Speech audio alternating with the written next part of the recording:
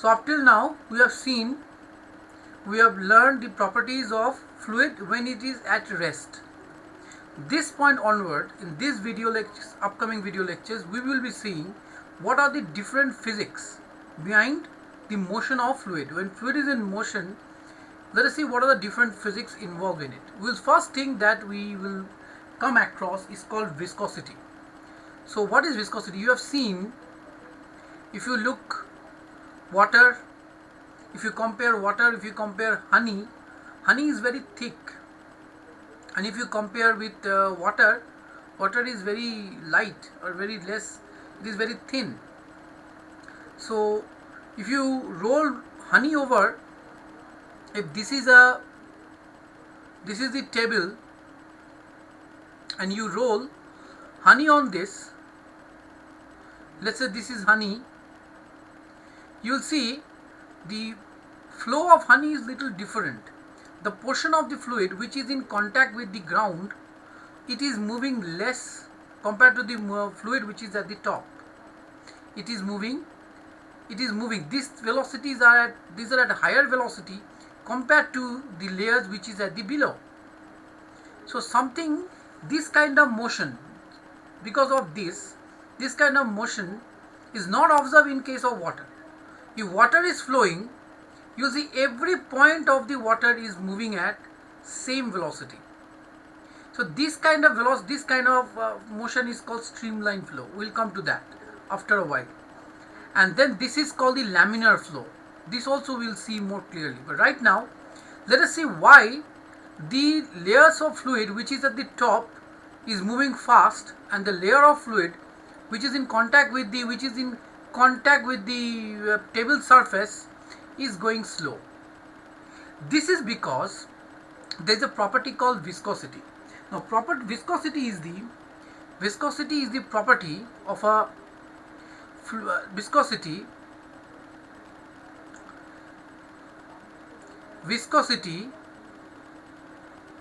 is the property of a fluid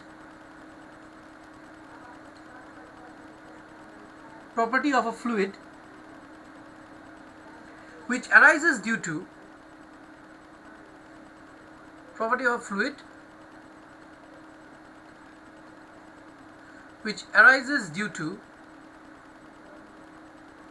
friction between the internal layers of the fluid. Internal layers of the fluid.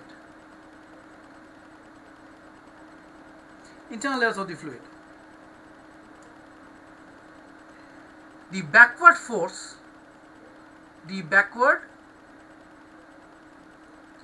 drag or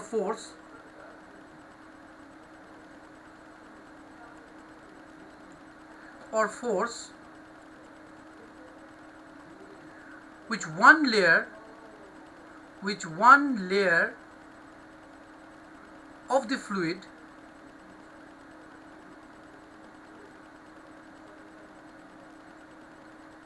experiences due to the layer below it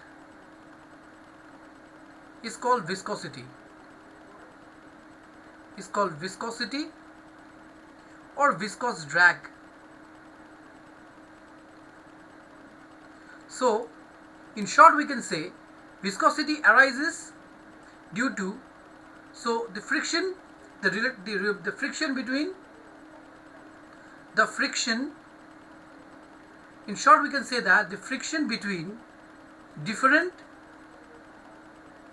layers of the fluid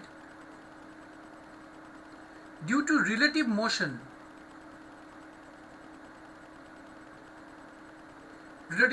between the layers is called viscosity, and the force is called viscous drag. This phenomenon is called viscosity. So this velocity is moving fast. This portion of the layer is going at a very higher velocity. compared to this portion of the layer, which is moving at much less. Consequently, what do we see? They are interacting, they are preventing one layer, preventing the other to go fast. So this phenomenon is called viscosity. Now, if we consider two such layers, let us consider two such layers. Okay, let us say, let us draw the honey a little bit more properly. This is the table over which, let's say, the section of the honey is here.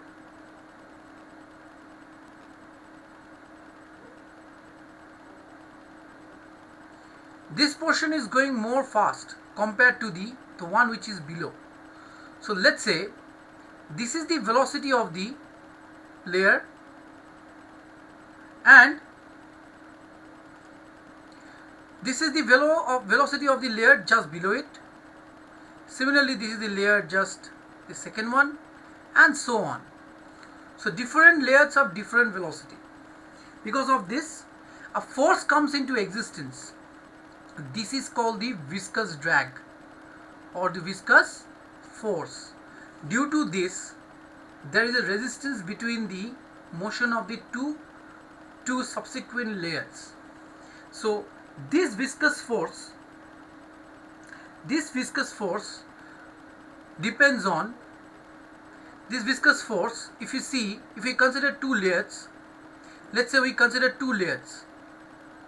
Let us take the first layer, this one. Let us take the first layer.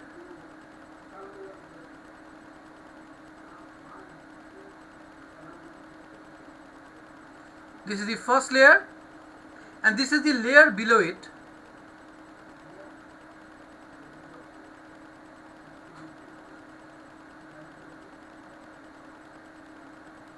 Okay, so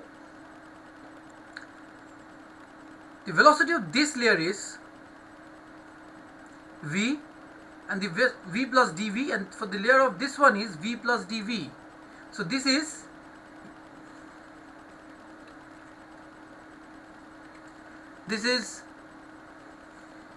v plus dv, and the layer just below it is v. They are at a distance of, so they are at a distance of, let's say, at a distance of x and x plus dx. We can go much more deep into this, but let us keep it up to this much only. So this is x plus dx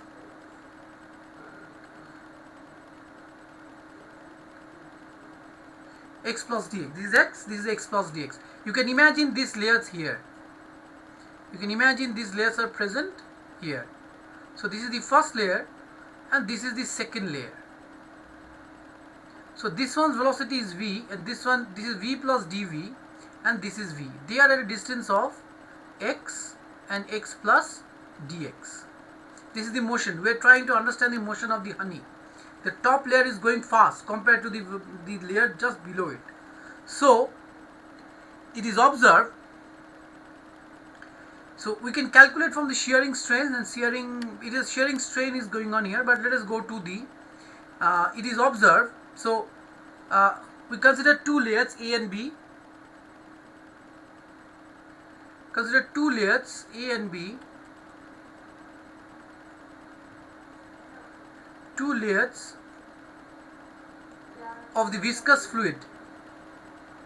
Viscous fluid A and B at an height of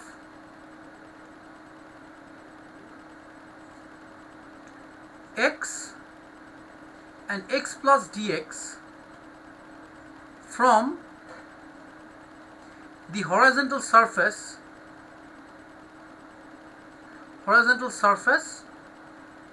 over which the fluid is flowing.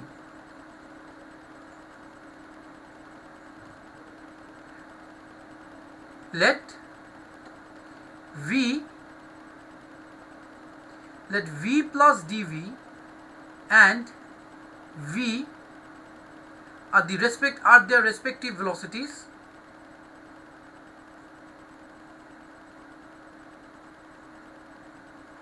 as you can see from the picture. Then it is observed that it can be proved that the viscous force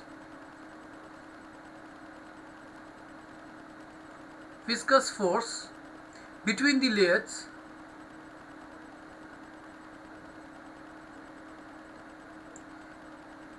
varies with F is proportional to the area, that is the cross-sectional area in contact between the two surfaces. Secondly, they are also proportional to the velocity gradient, how one layer is moving faster compared to other at particular height. So where A equal to cross-sectional area of the fluid layers in contact, and dv by dx equal to the velocity gradient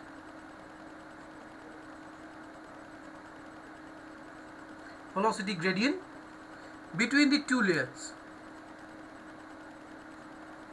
So F is equal to eta A dv by dx, where eta is called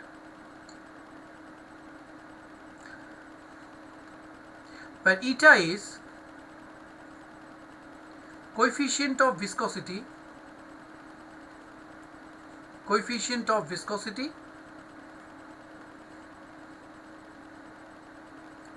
of the liquid.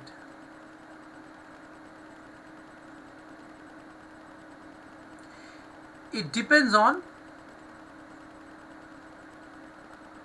the nature of the liquid.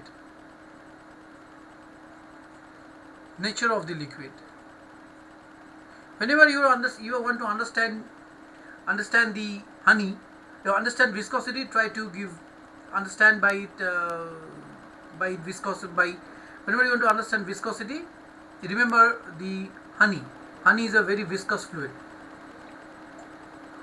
and believe it or not, the authenticity test of whether this honey is a pure honey or not, or this is a impure one, it is done through viscosity only. Viscosity test.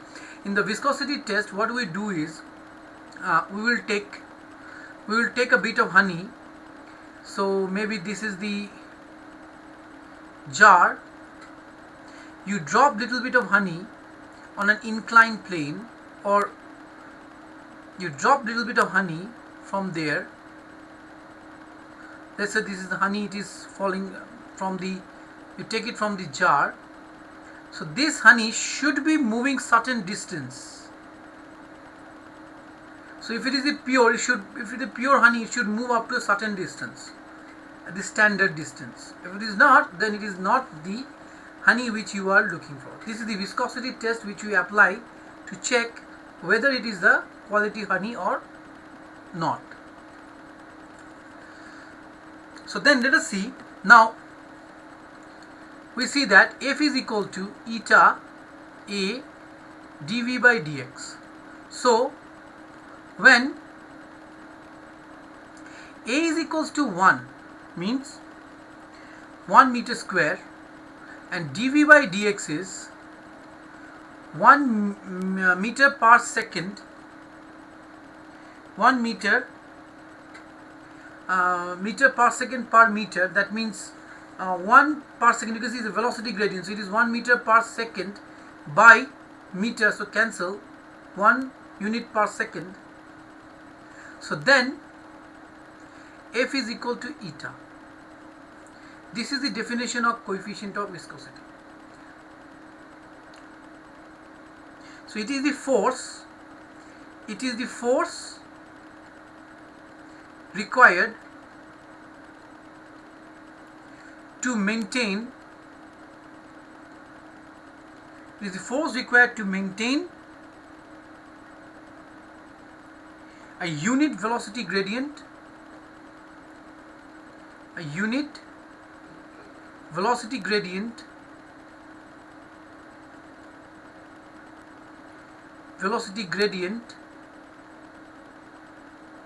of unit cross-sectional area in contact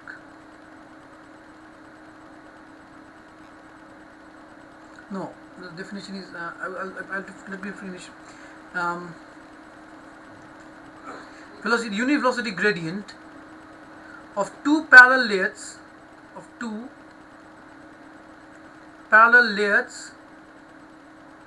of unit cross-sectional area in contact.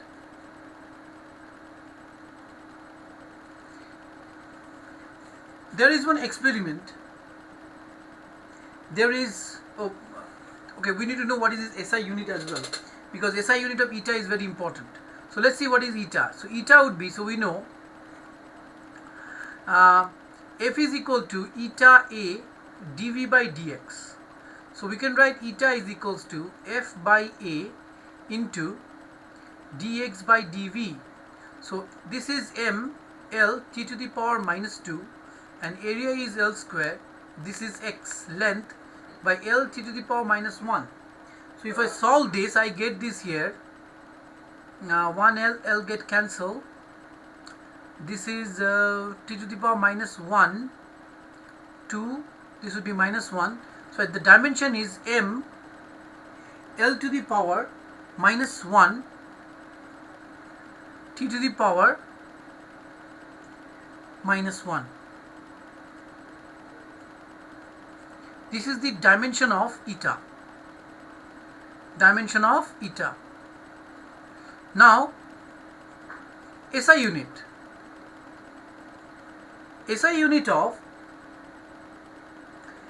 Before SI unit I must do the CGS unit. CGS unit of eta is poise. P-O-I-S-E, poise. After the person poisily. So one poise is 1 dyne, as force in a CGS unit is dyne. This is 1 centimeter square. This is centimeter by 1 centimeter per second. So that gives me 1 dyne per 1 dyne second per centimeter square.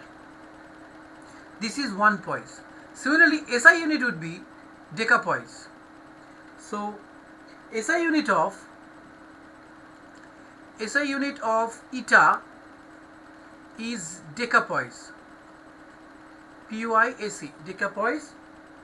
So how we write this? So you know 1 poisily or decapoise or poisily. P-O-I-E-S-U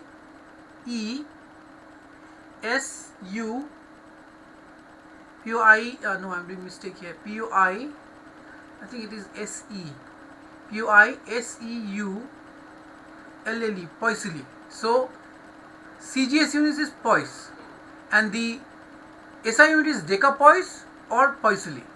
So 1 poisily, pronunciation is little different. I am familiar with pronouncing like this. P-O-I-S-E-U-I, I think, I-L-L-E, will be equal to, again same way, 1 Newton by 1 meter square, 1 Newton by 1 meter square, and then again 1 meter by 1 meter per second. So I should get here 1 Newton second per meter square. This is 1 poisson. And 1 poisson is equal to I leave this for you to prove. 1 poisili is equal to 10 poise. Would be equal to 10 poise. I'll leave this for you to prove it. Using dimension analysis, you can easily prove this one.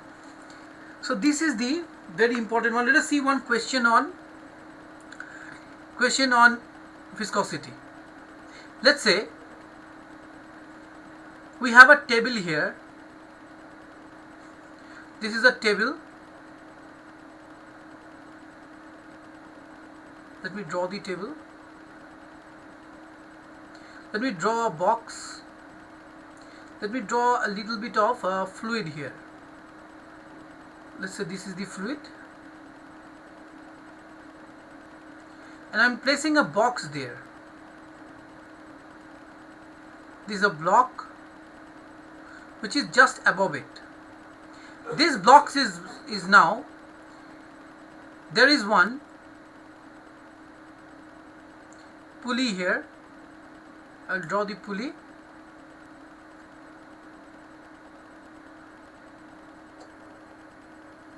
There is one pulley system here. This box is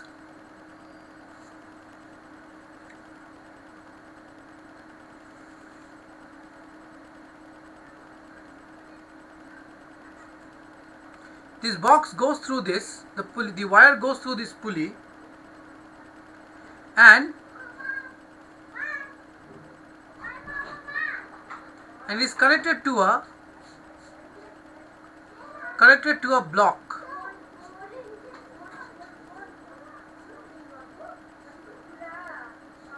There is some weight hanging there.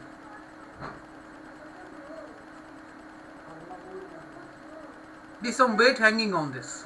Now what do you expect will happen? So let's say the mass of this one is 0.01 kg. The weight of this one, the weight of this fluid, this box is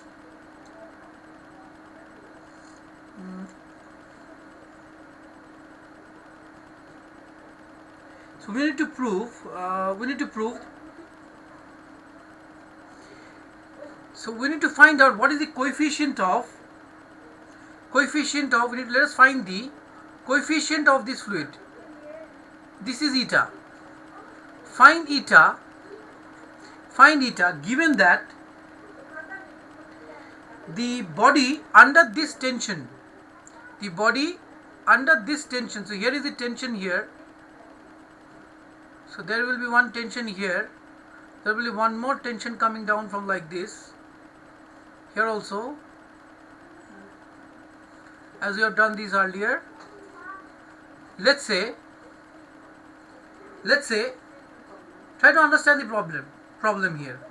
The object is under this load is moving this side, so there is a viscous drag which will prevent it going this way, prevent it going on the right.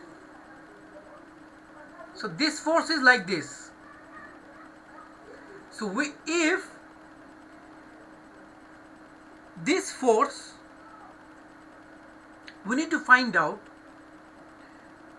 one more thing. We need, before we can find out, let's say the velocity with which the body moves,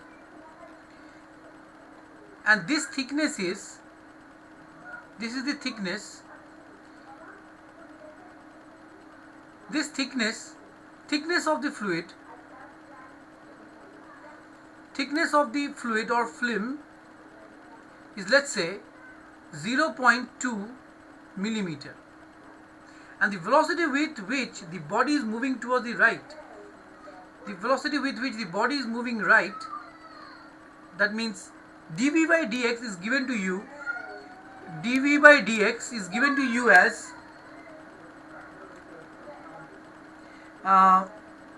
let's say how much? It will be very slow, very slow. It will go very slowly. Try to understand. The weight at this thing is just in equilibrium, but also not in equilibrium. It is going very slowly. Let's say 0.05 meter 0.05 meter per second 0.5 meter per second. This is the velocity, not x, sorry. X I have given to you already, not this is velocity is 0.05 meter per second, and the box is moving towards the right with this velocity 0.05 meter per second. How much is the thickness? This thickness is given as 0.3 millimeter. So very thin, very thin. The box is lying over this film here. This is the film here, or film or the fluid over which this box is lying. So if you pull it under the tension T, it is going this side. You also need to know how much is the cross sectional area. Let's say I give you the cross sectional area to be how much, 10 centimeters square, or 0.10, let us keep it to like this, meter square. Then find eta. So everything has been provided. Let's see how we can do it. So we can find out eta would be, eta will give me force by area into dx by dv. I think everything is provided. Here force will be, force is the tension. This is the tension. So it should be T equals to mg. Remember, tension is force per unit length. So length here is 1 meter. So then m is the mass. Mass is 0.01 kg into 10. I'm taking this as 10. So that gives me around 100. So that gives me 0.1 around 0.1, what I'm doing, 0.1, or it gives me 1 into 10 to the power minus 1, or 0.1 Newton. This is the force. So eta must be equal to 0.1 by area. Cross sectional area is given to me as 0.10. 0.10. dx is given as 0.3 millimeter. So 0.3 into 10 to the power minus 3 divided by the velocity. So how much is the velocity? 0.05. So we can easily solve this to find the value. So if I put it here, this gives me 10, this gives me here 100, 0 cancel, and then again I will get here 100. So from here I get this as 100. I'm just, my connected things I've done wrongly. 1 into 0.3 into 0.3 into 10 to the power minus 3 divided by 1 into 5. So yeah, into 10 will be there, into 110 is there. So then we can get this 1, 2, 3, 3 and 3 cancel. So it is 0.3 divided by 5. So that comes out to is 6, 0.6, 0.06. So around 0.06, 0.06. Oh, by the way, can you see this is F by A? So this can be written as Pascal, and this is, as we said, this is meter per second, and this is meter. Meter get cancelled, so we can write this also as Pascal second. So we can write this as Pascal second, or we can write this as 0.06 Poiseuille, Poiseuille, Poiseuille, or we can write this as Poiseuille or decapoise. Okay, so this is how you can calculate eta. Definitely few things. This is also an experiment. This experiment can be conducted in class as well, in physics lab as well. Then we will come to, let me give you a homework, you can try this on your own.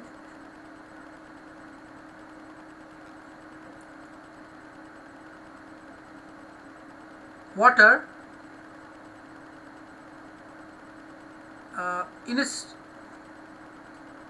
in a river, the flow of water is flow of stream of water is 180 km per hour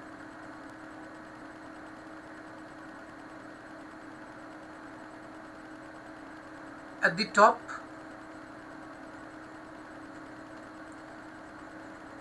The river is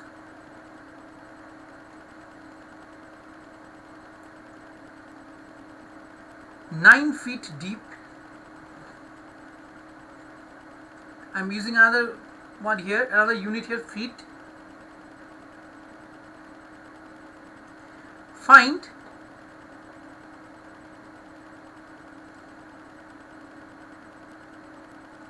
the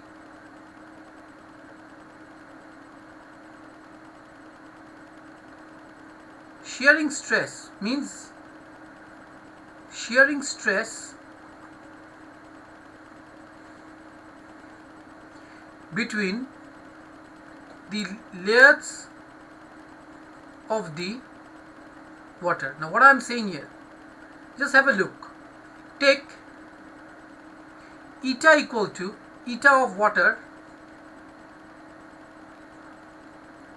equal to 10 to the power minus 2 poise.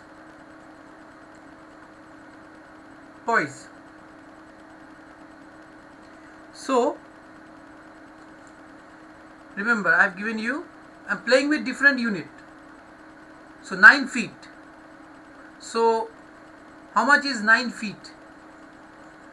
So 1 meter is equals to little bit more than 3 feet.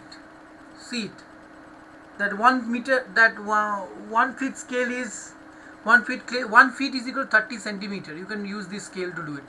1 feet is equal to 30 centimeter. The 30 centimeter scale, that is actually 1 feet. Use this scale to do it. So we see eta is equal to F by A into dx by dv. So we are talking about this. This is the shearing stress. Why shearing? Because if this is one layer, this is the another layer, the layer moves by certain distance forward. So the distance is moved by a certain forward like this. So consequently you see this is theta. So I am not going in the proof of this relation of eta, but you can clearly see this is the shearing strain. This is the x, this is the h. So shearing strain theta is equal to x by h.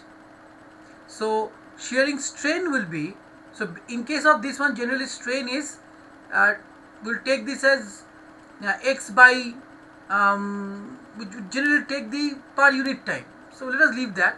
So this is how you can, so you find this strain. So find this shearing strain F by A. So you can write this as the shearing stress, and then you can easily find it. Okay, find this shearing stress using this equation. I have given you eta, use this. So now let us come to the next topic.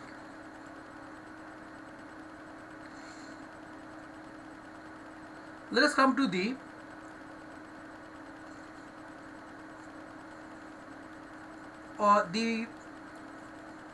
Poiseuille's formula, or we can come to the next topic should be, let us come to the Stokes law.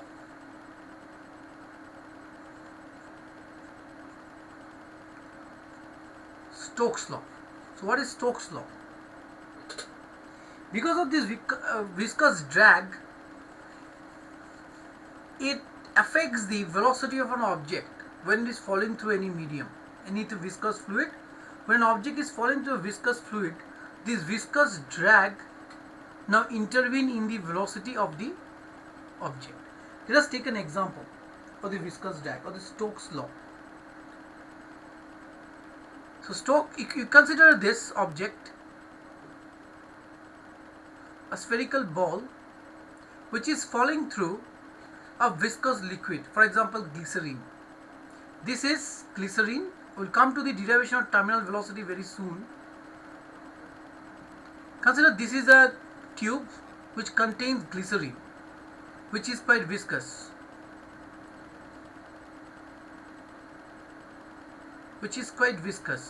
It is falling through here, through this viscous liquid. So this is its weight, mg. Other than the buoyant force, it is also going to experience one more force, which is upward. This force is called the Stokes law. So Stokes law states,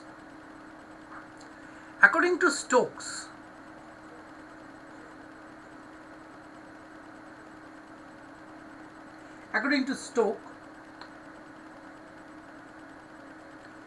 when a spherical body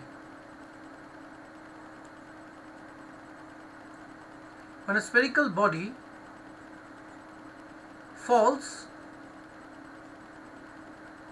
through a viscous fluid, then the spherical body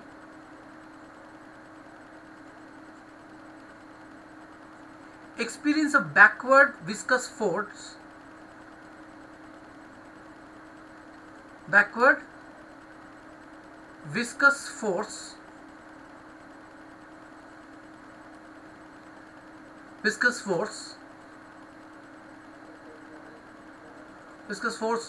which depends on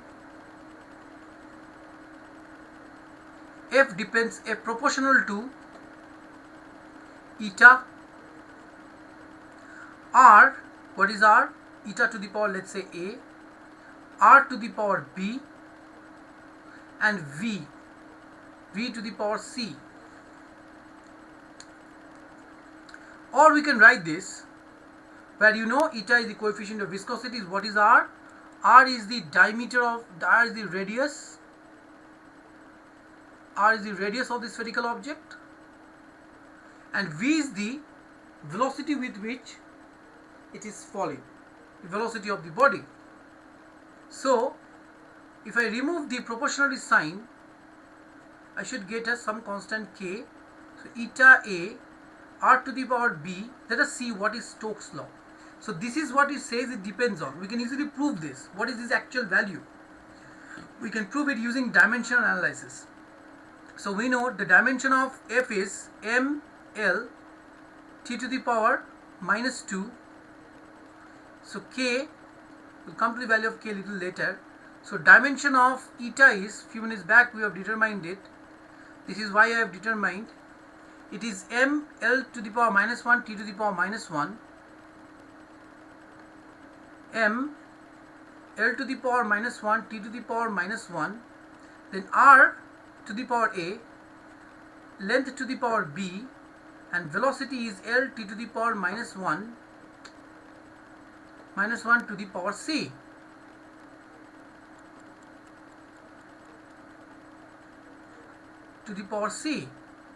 Well, let me write it in the next line.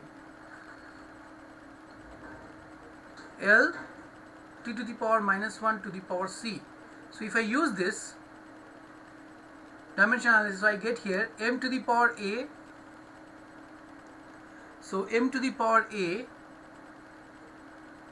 L to the power, it will go as minus a plus b plus c, L to the power minus a plus b plus c, and t to the power it will go as minus a and minus c.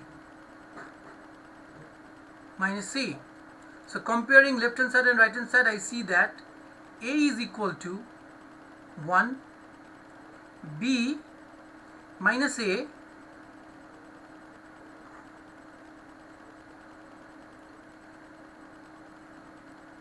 minus A plus B plus C is equal to 1, and minus A minus C gives me minus 2. Correct? So on solving this, A is equal to 1, so we put A equals to 1 here. So I get here B plus C is equal to 2. B plus C, this is 1. I will use the red pen here, so I will use this as 1.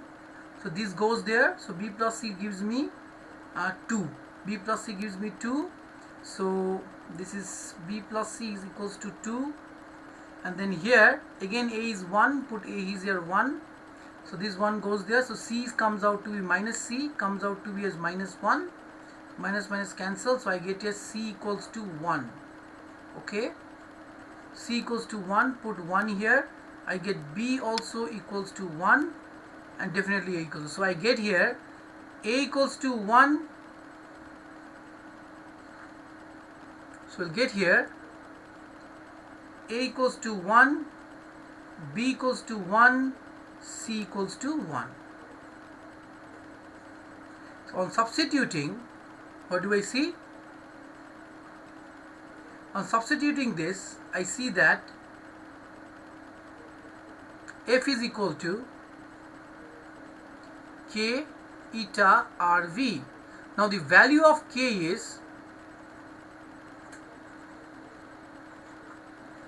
6 pi. It's a constant. The value of this is 6 into pi, 6 pi. Therefore, F is equal to 6 pi eta RV. This is called Stokes' law. This is Stokes'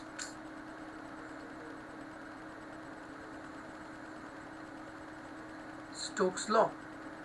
That means when an object falls through, an object falls through a viscous fluid, it is going to experience an backward, upward force. That is called Stokes' law. Now let us see how it influences the velocity of an object when it is falling through a viscous fluid. You see now terminal velocity. So again, if I consider this is the sphere.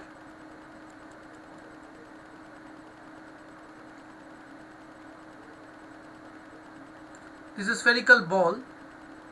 This is an experiment of terminal velocity in class 11. You can easily determine it. You need a very long glass tube to perform this. I generally do in my school. It's an excellent experiment. So here is a glass tube. Glycerin, it is carrying glycerin. We can use water also, but water is not that viscous. So this is liquid or water, whatever. Here, so different forces, what is acting now? First of all, this is his weight mg. Then we have the buoyant force. The buoyant force is up, which I have proved earlier. This is the buoyant force. Other than that, we also have the Stokes' law, Stokes' force, which is this one. So the net one will be, so this is the Stokes' force, Stokes' law. This is the buoyant, and this is the weight. So the net force acting on this spherical ball of radius A, okay, radius R, not A, R. So we consider a spherical object.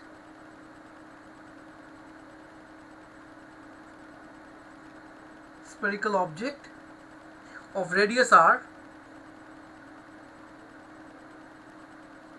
falling through a viscous fluid of coefficient of viscosity eta.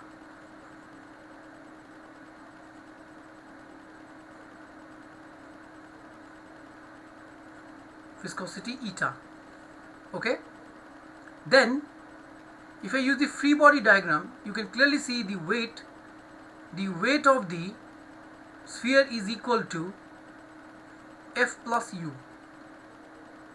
So then weight, as we know, mg, force 6 pi eta r into v, and this is U would be equals to the amount of liquid. Let's say I must say here one more thing, that is the density. Let's say the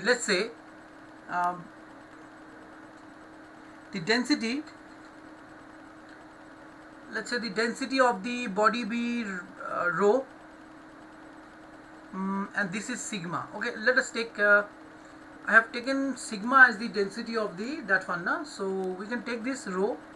Let's say this is rho, density is rho, and this is sigma. So this one would be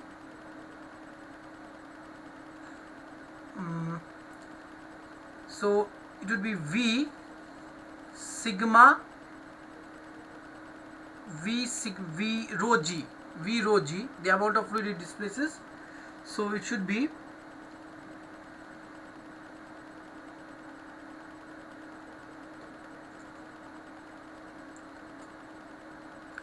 V rho g. Okay, now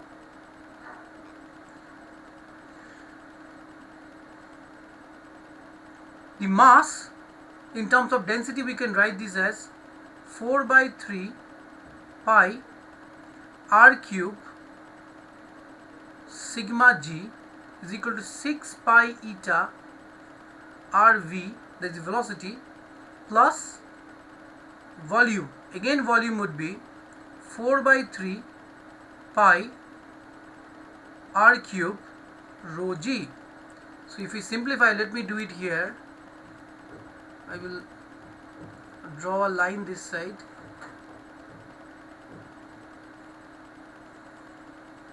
Let me do it here. So I can see that I can take 4 by 3 6 pi eta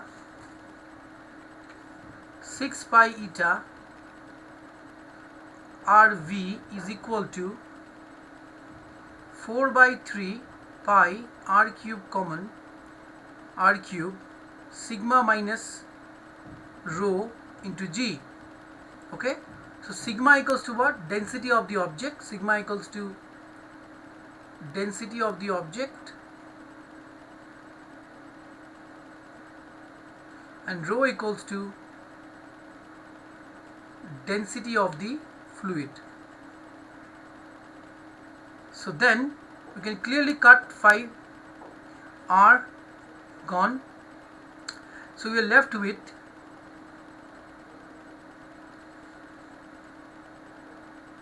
2 3s are 6, 2 2s are 4, 2. So I will be left with V 2 by 9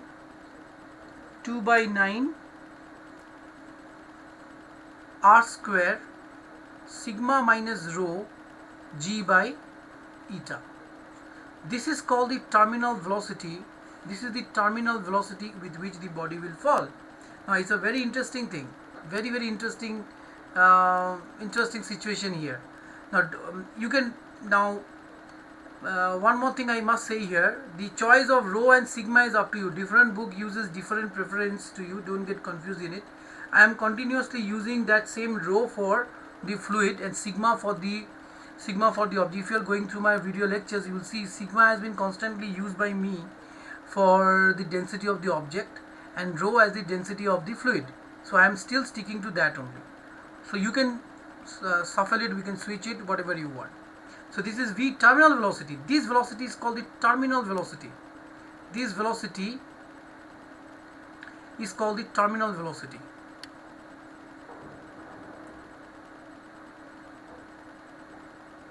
Terminal velocity, that is the constant velocity, the maximum, that is the maximum constant velocity with which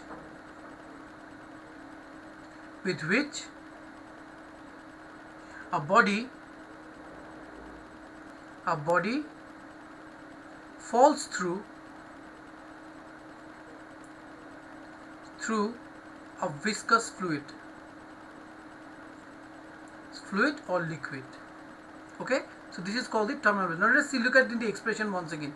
So Vt is equal to 2 by 9 eta r square sigma minus rho or rho minus sigma, whatever you take, g by eta.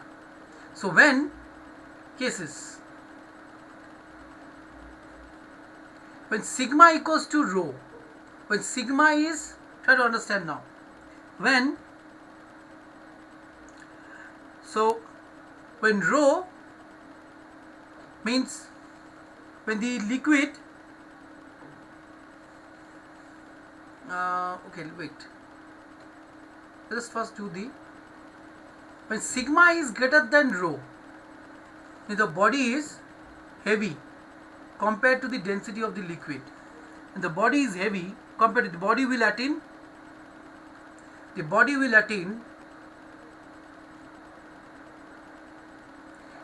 terminal velocity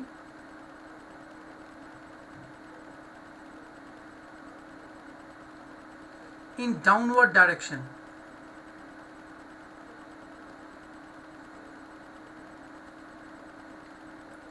Case 1, normal case, when you drop a spherical metal ball on a water, it goes down.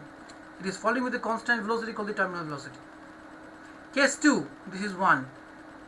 Case 2, when sigma is less than rho. Interesting case. Sigma, that means density of the object, is less than density of the liquid.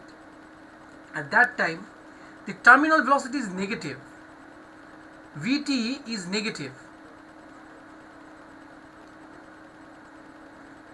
Vt equals to negative implies the body will rise through the fluid.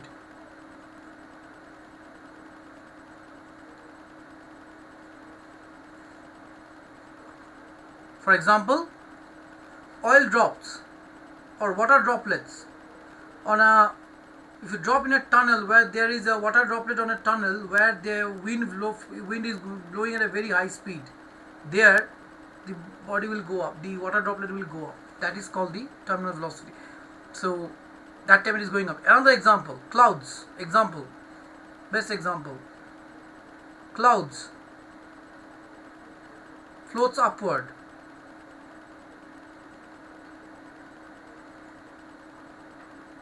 In air. This is an example of that. Then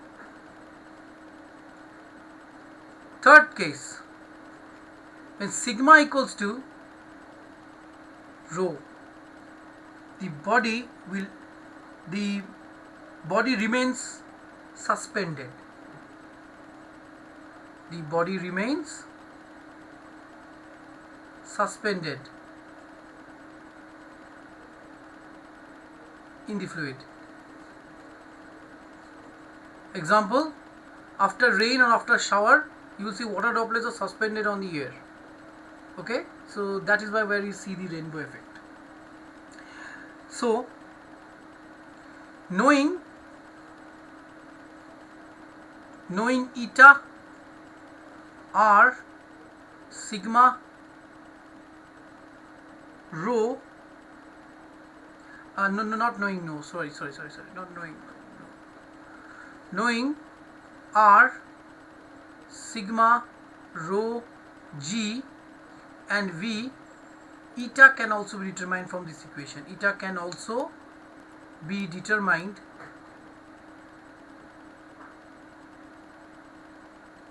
from the expression, from this expression. Which expression I am talking? I am saying about V is equal to 2 by 9 rho g, r square sigma minus rho by eta. Okay.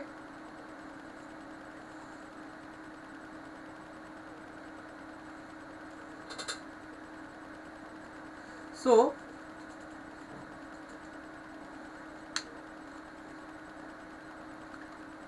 let's say an example. a raindrop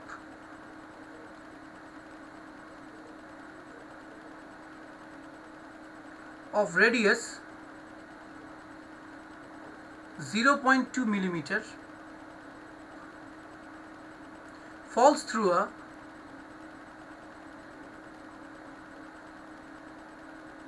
air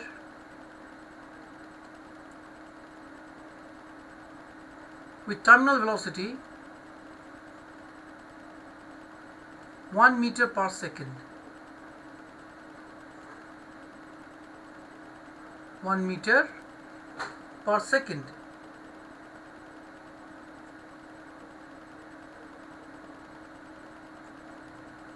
The viscosity of air is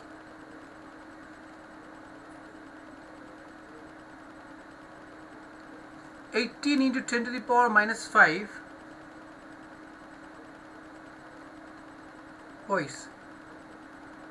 Find the viscous force.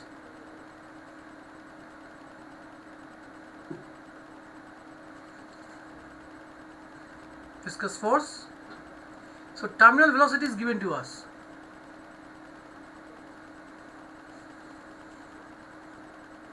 So we see, let us go back to the Stokes law once again.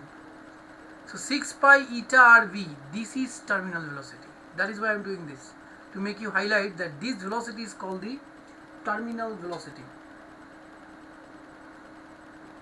So this is given as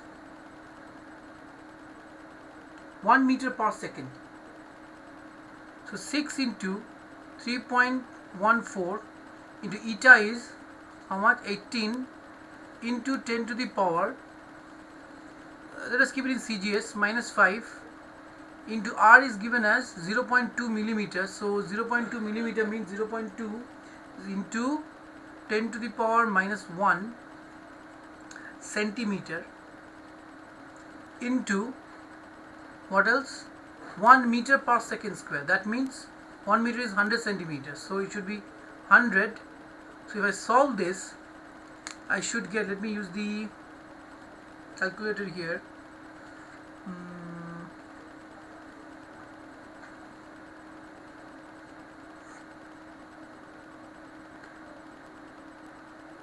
Okay, so 6 into 3.14 into, how much do I write that? 18 into 0.2 into 100 gives me 67842 6782.4 into 10 to the power minus 5 1 minus 6 4 minus 6 or 4, no, so into 10 to the power minus 6 why I am doing the mistake, this is dying now. 6 to the power 1 into 18 into 2.2 into 100, that gives me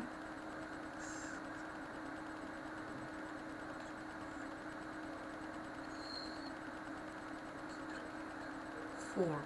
So 6.7824 into 10 to the power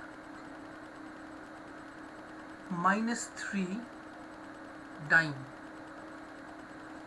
Please check it. Maybe I'm just hurrying here. This is also disturbing. Yeah. Okay. This much dyne.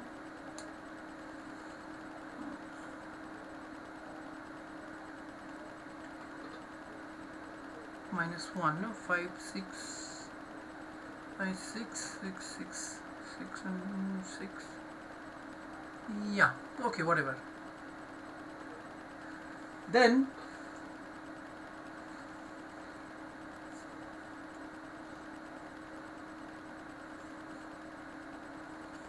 let us come to now next topic.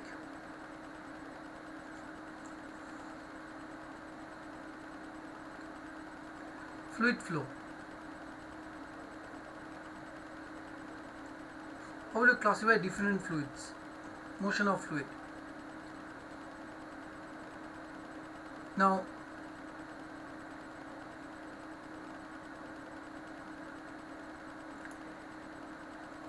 when fluid flows through any tube or any place, through any tube, so we have seen that one kind of flow in the honey.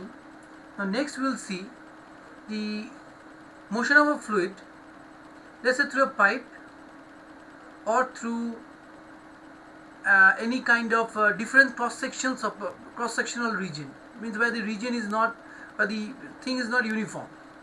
So first of all, let us classify the motion flow of fluid. We can classify first thing as streamline flow. So flow of liquid can be classified as streamline flow. What is streamline flow? Now streamline flow, we define it like this. Let's say when the motion of the fluid is uniform. So let's say this is a pipe through which any incompressible fluid is flowing.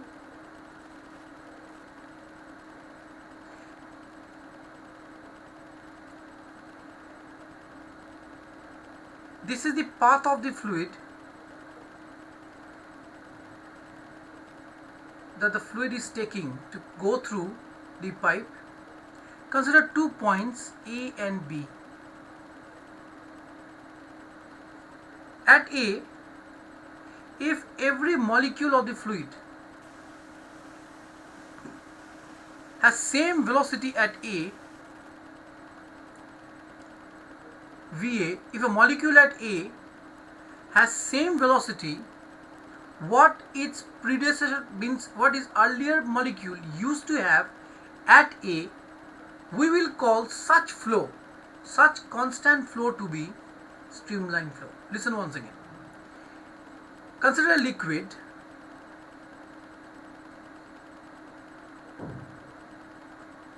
consider a flow of fluid.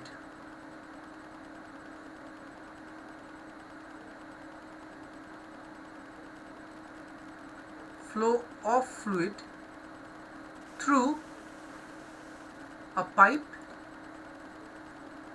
or any kind of cross section. Let AB be 2 points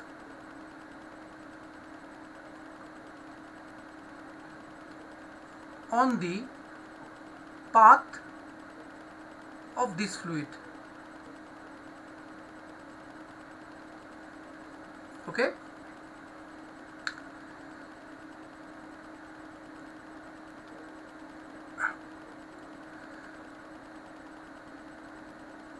If a molecule, if every molecule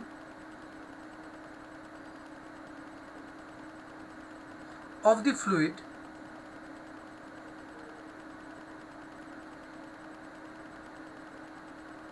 at A has same velocity V as its predecessor or earlier or its earlier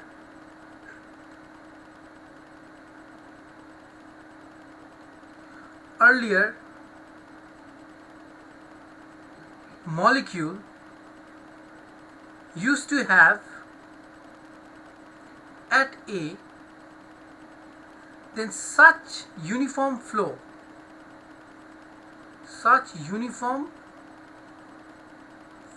of liquid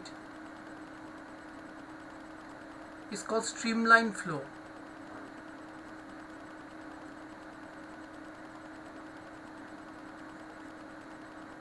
It's called streamline flow.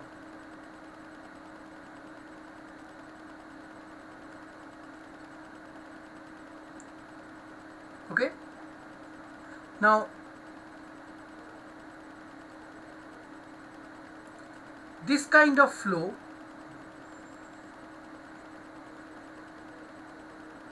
is represented by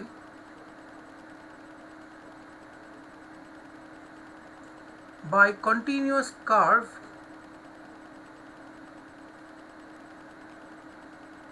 called streamlines.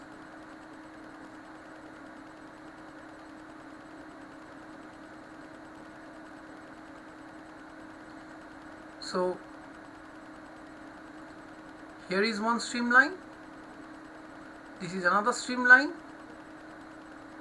this is another streamline, and so on. These are all, this is giving you the sense that they are moving from left to right in a very uniformly. Now maybe through a pipe. Properties of streamline flow.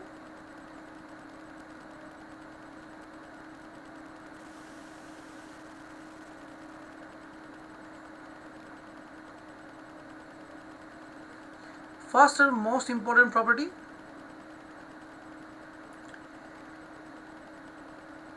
no two streamlines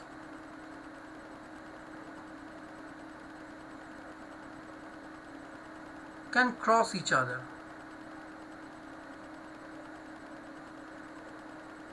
Can intersect means if this is one streamline, this is another streamline.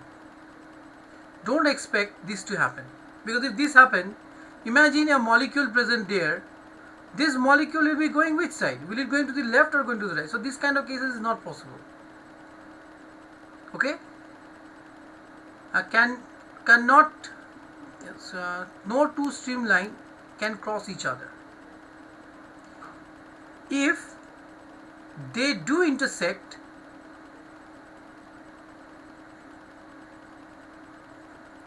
it would mean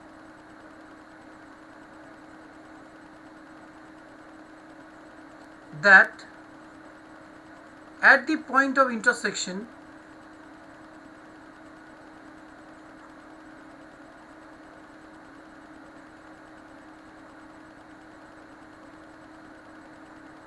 there are two directions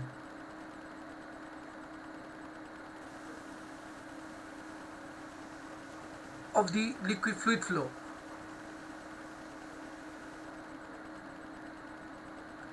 Which is not possible.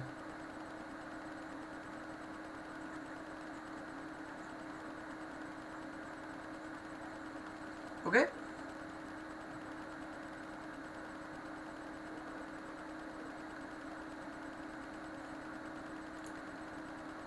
Tangent at any point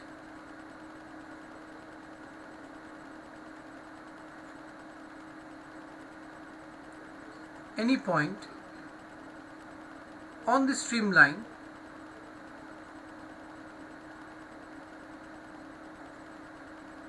gives the direction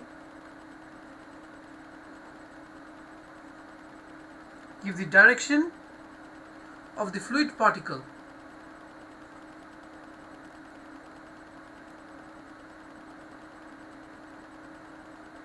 at that point. So here is our streamline flow. I draw a tangent. This is a tangent. So this point, so at this point, this is the direction of the velocity of the particle at that. At every point you draw the tangent, you're going to get that. Then relative closeness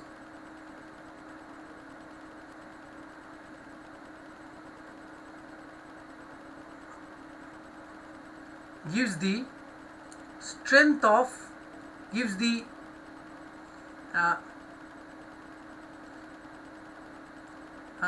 sense of fluid velocity at that region, fluid velocity at that region. So if they are close, it means, so if they are close,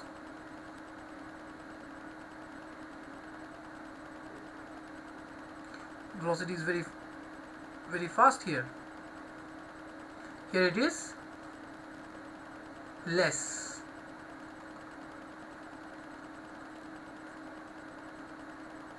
High V,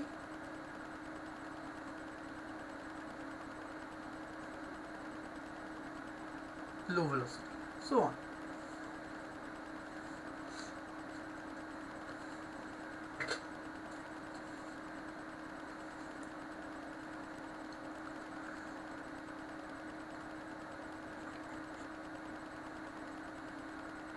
Fluid velocity remains constant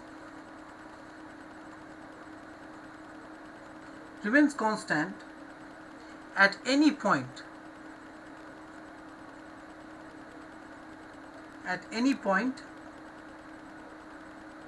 of a streamline. So these are some more important points. So when the flow is very uniform, you can see the example of water coming out through a pipe, hose pipe. Flow is very uniform. Every point on the particle, all the particles at that particular point we're going to have same velocity. Now there's also called turbulent flow.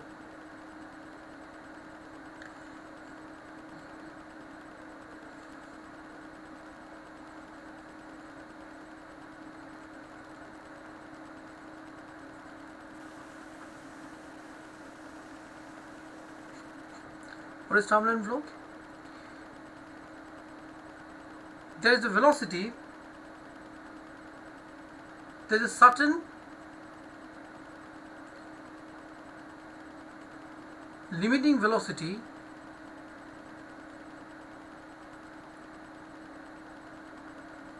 called critical velocity,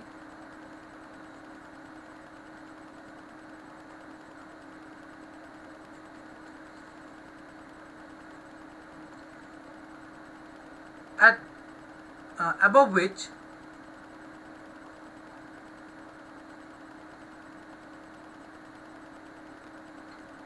the flow of fluid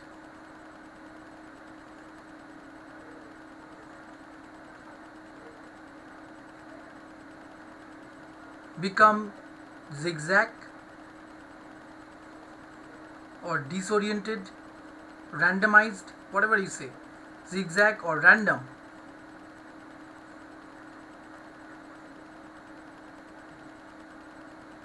Such kind of flow is called, okay, this kind of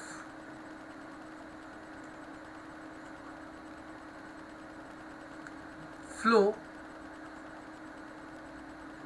where the particle velocity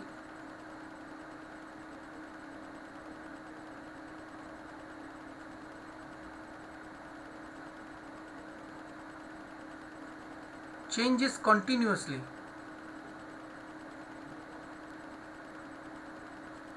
is called turbulent flow. So imagine this is a streamline flow, streamline coming here. Sometime when you are watering the plant with your hose, with the hose pipe, and you put a finger in front of the hose, then you see the water spread. So if I put my finger here like this, you will see the water will become something like this, where there will be no particular order to go. So somewhere like this it will go. So this kind of velocity is called, this kind of liquid flow is called turbulent flow. And the minimum velocity above which it changes from streamline to turbulent flow is called the critical velocity. There is also one more kind, that is the laminar flow.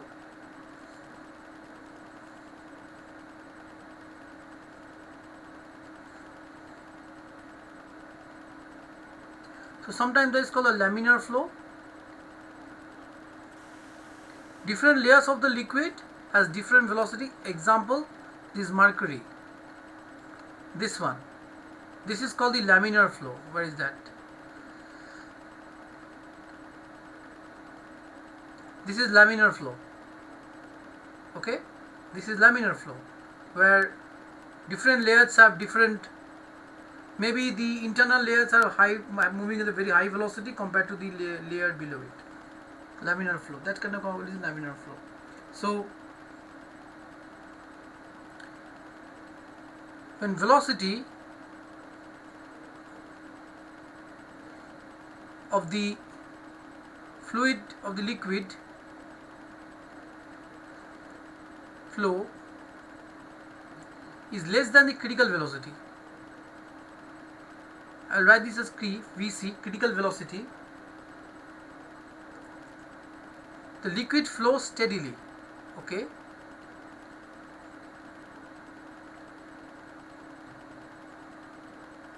steadily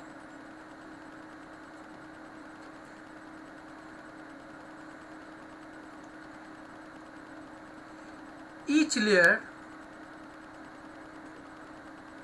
of the fluid has different layer, different velocity compared to the layer below and above. Such kind of flow is called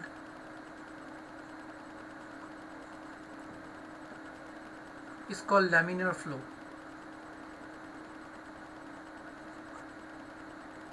So I'll give an example.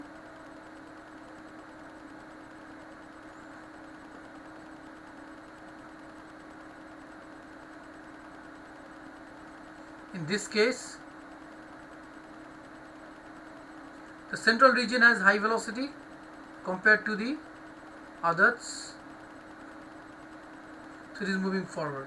In case of the mercury, in case of the honey, when it is honey flowing, the top layers of the honey is going fast, that is a laminar flow. So this is how we can classify three liquids, flow of liquid. Now based on this, we will, in our next topic, we will explore critical velocity and how different, what is Bernoulli's theorem, what is equation of continuity, and